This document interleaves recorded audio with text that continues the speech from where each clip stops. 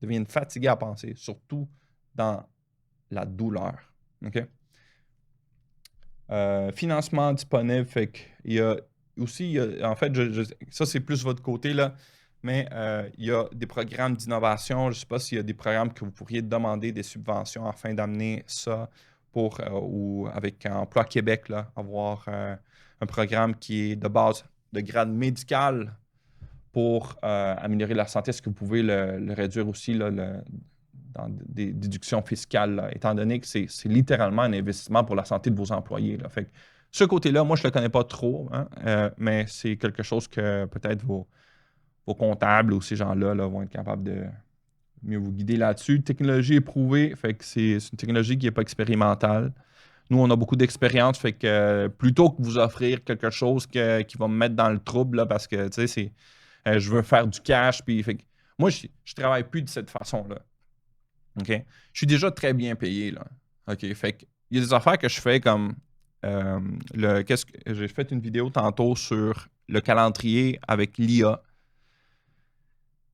Donc, être en avant, comme tout ce que je vous ai dit, là, je fais beaucoup de choses qui m'indisposent dans un contexte hyper conservateur qui est le monde de la médecine. C'est très difficile. Mais je vous dis quelque chose. Le scepticisme médical existe parce qu'il y a énormément d'argent dans la médecine et c'est un des problèmes majeurs du monde médical, c'est l'argent. Et c'est pas qu'il n'y en a pas, c'est qu'il y en a trop. Et c'est pas qu'il y en a trop, c'est que les gens sont motivés par l'argent. Et quand ils sont motivés par l'argent, la rigueur scientifique, parfois c'est secondaire. C'est secondaire. Fait que je vous dirais que si j'aurais pas eu les bonnes expériences qu'on a eues avec la technologie laser dans ma clinique, là, je vous l'aurais jamais offert, là. Puis, je vais vous mettre un petit peu dans mon contexte. Moi, j'ai fait ma résidence aux États-Unis, en Ohio.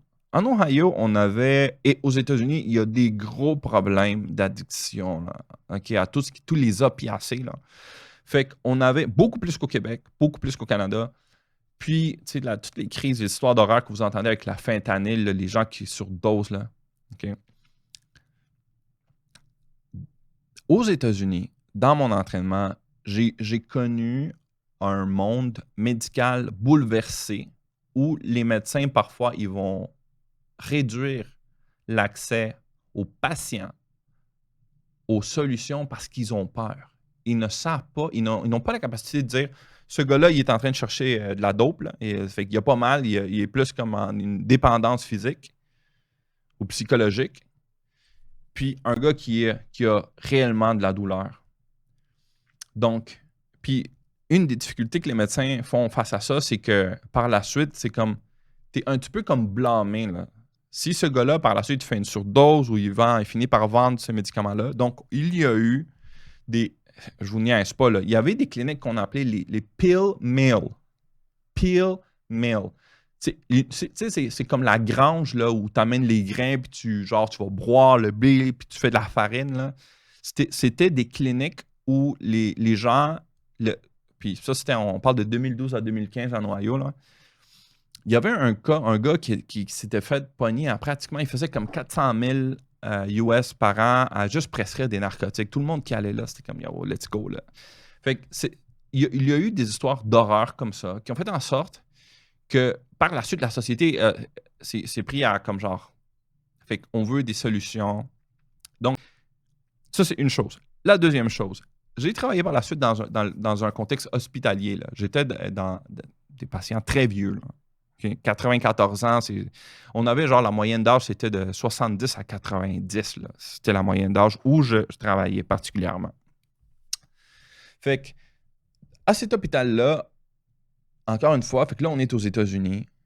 Fait que l'inquiétude, c'est pas que le vieux monsieur ou la vieille madame va partir addict, là. Le problème, c'est que j'ai pas grand médicament que je peux donner à quelqu'un de 94 ans, là, qui va pas le faire planter par la suite, là. Okay? C'est parce que son cerveau, le cerveau, avec les années, là, il commence à shrink. Il commence à tomber. Fait que les doses que je donne, là, dose de départ, c'est comme 3 fois une dose normale pour une personne de cet âge-là.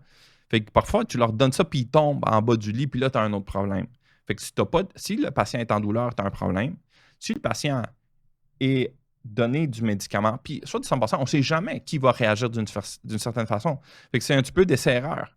Fait qu'on va essayer ce médicament-là parce que c'est le moins dangereux. Mais tu sais, c'est comme ça qu'on traite, là. C'est le moins dangereux.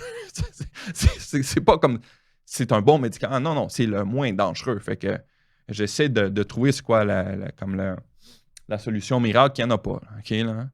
Fait que quand j'ai connu le laser, j'étais déjà au Canada. De tout mon entraînement en médecine familiale, quand j'ai travaillé dans les hôpitaux, j'ai jamais vu ça, là. OK? C'est par la suite que j'ai connu le laser. Puis là, je trouve une solution qu'on peut l'offrir. Fait que là, l'autre question, c'est si on réussit à le faire maintenant avec vous autres dans les entreprises, pourquoi on ne peut pas l'avoir dans tous les hôpitaux au Québec?